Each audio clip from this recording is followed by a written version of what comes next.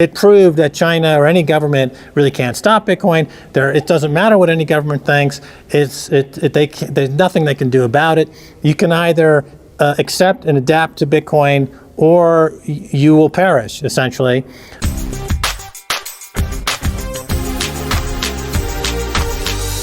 Well, the president made Bitcoin legal tender. This was a big announcement at Bitcoin 2021 in Miami. And this kind of shocked the Bitcoin world. It's a huge event. And I've been in Bitcoin since 2011 when it was $1. And I've been following it and talking about it and promoting it this whole time. And this was such an exciting event that we decided with my wife, Stacy, that we wanted to be at the very forefront of this industry, at the forefront of Bitcoin movement. And so we'd have to move to El Salvador to see what it's like to live in a country where Bitcoin is legal tender, and that's what we did. Right, well, as I said, I heard about it in 2011 when it was $1. I had a guest on my show, The Kaiser Report, who talked about it. For me, I was lucky in a way because I had already been involved in digital currencies and virtual currencies going back to 1995 and 1996. I started a company called the Hollywood Stock Exchange, and I invented and patented a virtual currency. It has a U.S. patent. It's the only patented virtual currency, I believe. Patent number 5950176, I like to say. So I knew already a lot about the virtual currency market. And when I heard about Bitcoin in 2011, it immediately filled in a lot of blanks in terms of what we were trying to do back then and what Bitcoin can do that we were unable to do at that time.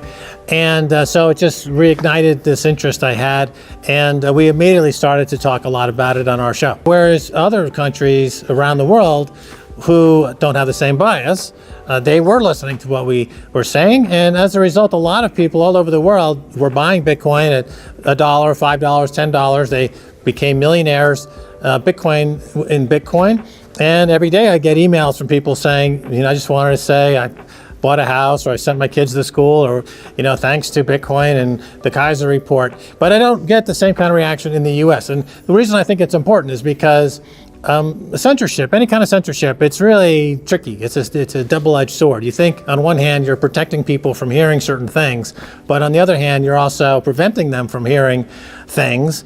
And people are smart and they can figure things out for themselves. In the international news market, which is in English, I listen to news from all over the world. I know that if I hear a story from another country about the United States, that there's a bias from that reportage, but I also know that I'm able to strip away the bias and just hear some of the facts that are being reported. So as it pertains to Bitcoin, in this case, the censorship that was going on directly hurt a lot of people in the US who would have otherwise been early into Bitcoin. Well, in South America, Latin America, Mexico was huge for our show. So big, in fact, that RT created RT Espanol, which became much bigger than the English-speaking channel for us, and videos would get 2 million views. The Mexican market for Kaiser Report is absolutely gigantic. We have reports, for example, in Cuba. It's a kind of an interesting story. In Cuba, one of the very few channels that they could get is from RT. And so Bitcoin was introduced to Cuba through the Kaiser Report. And now there's a thriving Bitcoin community in Cuba. Oh, in the case of Bitcoin, I always say Bitcoin is for everyone. And so it's for anybody and everybody who's interested in perfect money, freedom, and individual sovereignty would be into Bitcoin. Well, first of all, there's two parts to that question. Bitcoin is designed to be attacked, and I'll get into that in a second. But to answer your question more directly, it clearly challenges the central bank establishment and the banking community at large. And when Christine Lagarde over at the IMF says that she doesn't like Bitcoin because it's an escape hatch, well, that's an interesting question. Heaven forbid. Why would she say that? And who are people escaping from? And the answer is they're escaping from her. The central banks have been abusing their mandate for decades and causing a lot of problems in the global economy. And we're seeing now the blowback from all of this abuse in 2022 in ways that are really quite unsettling. So that group of folks is obviously nervous about Bitcoin. They don't like Bitcoin. They would wish it just would go away. Governments that are authoritarian, like let's say China, obviously doesn't like Bitcoin because they can't control it. So interestingly, they kicked out the miners that were in China because the energy is very cheap. Chinese government said, okay, enough is enough. This is too much of a challenge of us, our authority, impacted by this ban. And then it started to recover. And then within a few months, it had reaching all-time highs. And so it proved that China or any government really can't stop Bitcoin. It doesn't matter what any government thinks. There's nothing they can do about it. You can either accept and adapt to Bitcoin, or you will perish, essentially. And in my view, what's more probable is that governments will be competitively accumulating Bitcoin, competitively to try to hold on to their sovereignty in a world where all fiat money is coming under attack. So you have what I call hash wars. Bitcoin is an encrypted hashing technology, is at the core of the proof of work algorithm that runs the system. So if you can throw energy at this technology and hash or mine Bitcoin, and you accumulate that Bitcoin, it would be similar to countries accumulating gold, right? So you're accumulating Bitcoin. So I think, and more probably, you're going to see competitive accumulation of Bitcoin instead of countries trying to ban Bitcoin. It's designed to be attacked, and I'll explain why this is important. Because you want to have as much energy thrown at Bitcoin in an attempt to override the system with what's called a 51% attack, because invariably that just means that it triggers all the participants in this network to equally fight back, if you will. So it's beautifully incentivized throughout the entire system. So if somebody really wants to throw a lot of energy in trying to attack Bitcoin, it's just going to stimulate other people to step up their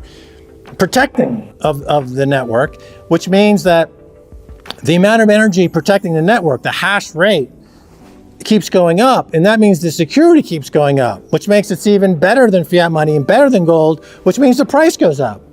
So the more you attack it, actually, the more secure it gets, and the more the value it accrues. And so it's a genius in many, many ways, and that's one of the ways that the genius of the design works out. So when people say, "Whoa, the U.S. or the U.K. is going to ban Bitcoin," I'm like, bring it on, because they're just going to waste a lot of money, the security is going to increase, and the price is going higher. So attack me, please. That's what it's designed for. The adoption, in my view, has always been driven by fear, and when banks collapse. So when the Cyprus Bank collapsed, for example, a few years ago, and they did a bail-in, and people's deposits were frozen or confiscated. When people understand how risky keeping money in the bank is, that drives adoption. When banks fail, there's a wave of adoption into Bitcoin. When what's happening in Europe and in Asia, people fleeing countries, they're fleeing countries like they're fleeing Russia right now. How do they take their wealth with them? They're not going to carry silver or gold bars. There's very limited. Fiat money, nobody's going to take rubles. So with Bitcoin, that's not a problem. You can put all of your wealth into the Bitcoin network, and you can go anywhere in the world and you can keep it. So what drives adoption is, and what I'm certain of is that the fiat money world, I'm certain, is in extreme dire straits and collapsing. And therefore, I have no fear that the adoption rate of Bitcoin will continue. It is a technology, and technology usually goes through a cycle where this was the same in the internet back in the 90s. In 1995, 96, 97, the internet usage was maybe 100 million tops, 150 million, and the whole thing changed overnight. So with Bitcoin, I think we're at that hockey stick moment, really, where suddenly it goes from, 200 million people are using Bitcoin around the world. It's in every country around the world. And then 6 months later, it's like, actually, you've got almost 2 billion people using it, because it fulfills a need. The need to have absolutely scarce hard money that's completely portable, that is better than gold and certainly better than fiat money, and it's going to take care of itself because it fulfills a need that is becoming ever more pressing. Now, fear is a great motivator. Fear. I worked on Wall Street for many years, and fear is the way people do stuff out of fear. They don't do stuff because they think it's a great idea or it's a warm and fuzzy idea. It's like, interest rates are going to spike there, and your bonds are about to get blown to smithereens. You need to take action.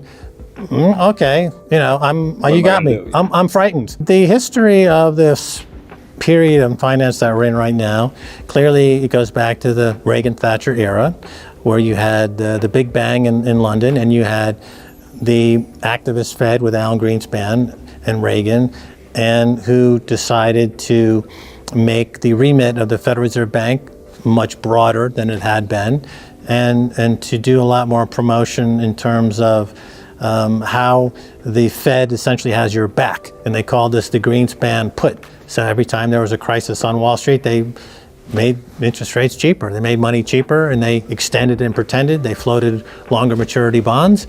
And they said, look, there is no more business cycle. There's no more boom and bust. There's no more reason not to go long the stock market and the bond market, because, we're going to bail you out no matter what happens. Well, first of all, the President Bukele knew about Bitcoin and been tweeting about Bitcoin and talking about Bitcoin for years.